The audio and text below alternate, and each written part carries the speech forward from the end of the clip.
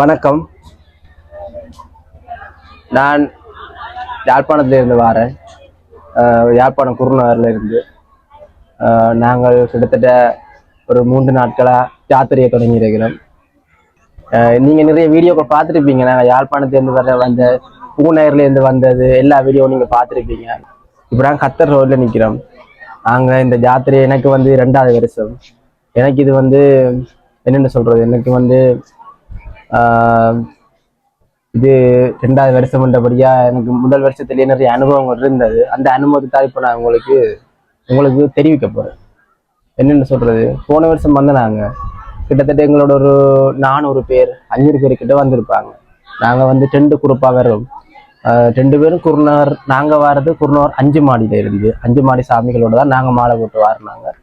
மற்ற இன்னொரு டீம் இருக்குது, அவங்க குருநகர் தான், 2 ஒன்று தான், வேறு வரையாக வருவாங்க.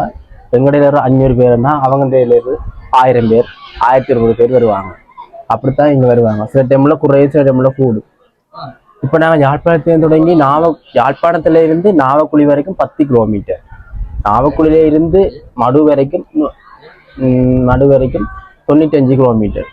நாங்கள் இப்போ அங்கேருந்து தொடங்கி நடந்து வர அந்த எங்களுக்கு யாழ்ப்பாணத்துல இருந்து பூநகர் வரைக்கும் தான் கஷ்டம். அதாவது கிட்டத்தட்ட 38 கிலோமீட்டர், 38 கிலோமீட்டர், சரியான 38 கிலோமீட்டர்ல வயசு போனவங்களும் வருவாங்க, குமர்பள்ளியிலும் வருங்கள், இளந்தாரி பொடியங்களும் வராங்க. மற்றது காலை இல்லாதவங்க வண்டியில் வருவாங்க, கை இல்லாதவங்க கஷ்ட துன்பம் அந்த மாதாட்சியை தேடி வர்றாங்க, மடு அண்ணியை தேடி வராங்க. அப்படி வந்தவங்களுக்கெல்லாம் பூநகரில் வச்சு இந்த அண்ணா வீடியோ போட்டிருப்பாரு நினைக்கிறேன். அவங்களோட காலெல்லாம் எப்படி இருந்திருக்கு, பொங்கி சிதல் காலெல்லாம் வீங்கி நடக்கலாம தூக்கி கொண்டு போறத சரியா கஷ்டப்படுறாங்க. அப்படித்தான் நாங்கள் இருந்தோம். ஏண்டா பூநகரியில சங்கப்புட்டி பாலத்துல அப்படி சரியா கஷ்டப்படுறோம். சங்கப்புட்டி பாலத்துல ஏறி இறங்கவே சரி, இளந்தாரி பொடியங்கள் எங்களை விடுங்க, நாங்க வயசு போனதுகளை யோசிங்க. அவங்கெல்லாம் இந்த மாதாட்சி இருக்கிற நம்பிக்கையில தான் வந்திருக்கிறாங்க. எல்லாம் இந்த மாதாட்சி இதை விடுங்க. முதல்ல ஒரு வீடியோ ஒன்று போட்டிருப்பா இந்த அண்ணா.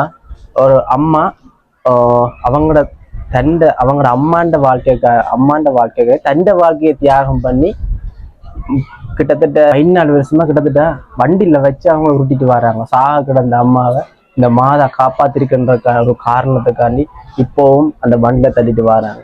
நானும் வண்டிலாம் தள்ளிட்டு வந்தேன். நான் பேக்கில் எல்லாம் வச்சுக்கிட்டு எல்லாத்த பேக்கிலையும் ஹெல்ப் பண்ணி தள்ளிட்டு வாருது.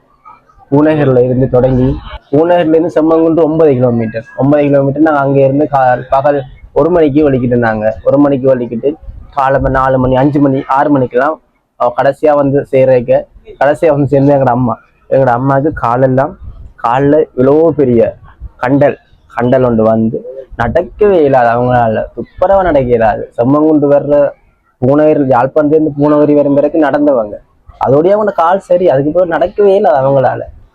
அதுக்கு பிறகு செம்மங்குண்டு 9 கிலோமீட்டர் அவங்களாம் கடைசியா வந்தவங்க. நானெல்லாம் குருசாமி போய் மாதாவை வைக்க நான் போய் 2வதா வைப்பேன்.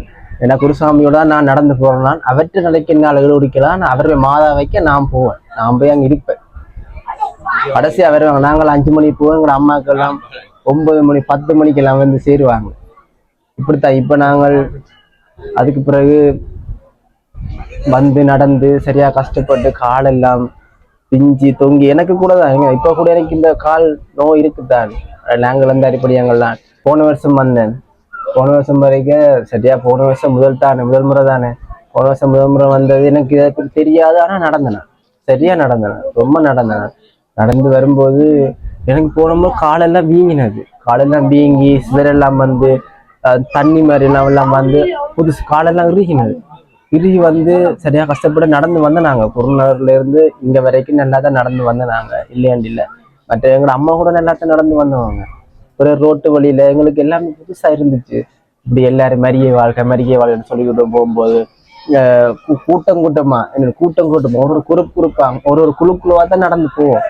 கூட்டமா நடந்து வரும்போது மரியை வாழ்க்கைன்னு எல்லாம் சொல்லும் போதெல்லாம் நல்லா இருந்துச்சு, சரியான இல்லை இருந்துச்சு. எங்களுக்கு புது அனுபவமா இருந்துச்சு. இது எனக்கு 2வது வருஷம்.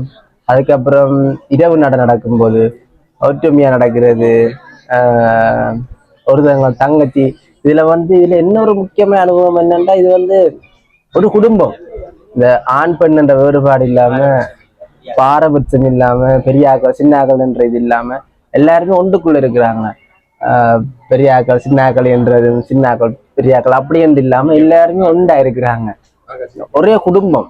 இந்த இப்ப கூட ஒரு 4-5 அண்ணாக்கள் வந்து நிக்கிறாங்க. அவங்களுக்கு போன வருஷம் எங்க அம்மாவுக்கு நடக்கும் போது அவங்கதான் எங்க அம்மாவை கூட்டிட்டு வந்தவங்க. அந்த அவரோட நாங்க நடந்து வந்தாங்க. அந்த அண்ணா தான் கடைசி வரைக்கும் எங்க அம்மா கூட்டிட்டு வந்து சேர்த்து நாங்க முன்னுக்கு நடந்து வந்துச்சோம். அப்ப எனக்கு இங்க நிறைய குடும்பம் கிடைச்சது, நிறைய குடும்பம் கிடைச்சது எனக்கு, நிறைய குடும்பம் கிடைச்சது எனக்கு இங்க.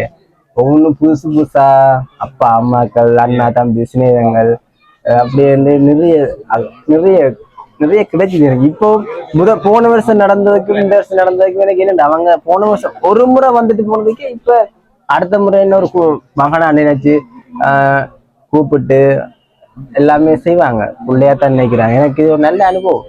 உங்களுக்கும் மாலை போடணும், மடுமாதாவை சந்திக்கணும், இப்படி ஒரு யாத்திரை செய்யணும் என்று உங்களுக்கு விருப்பம் இருந்தா யாழ்ப்பாணம் குருநூருக்கு வந்து 5 மாடிக்கு வந்து எங்களோட அழகுராணியம் அவங்கள சந்திச்சு நீங்க மடுமாதாவுக்கு யாத்திரை பயணம் தொடங்குறதுக்கு வரலாம். மடுமாதா எல்லாரையும் ஆசீர்வதிப்பாக. மரியே வாழ்க. நன்றி.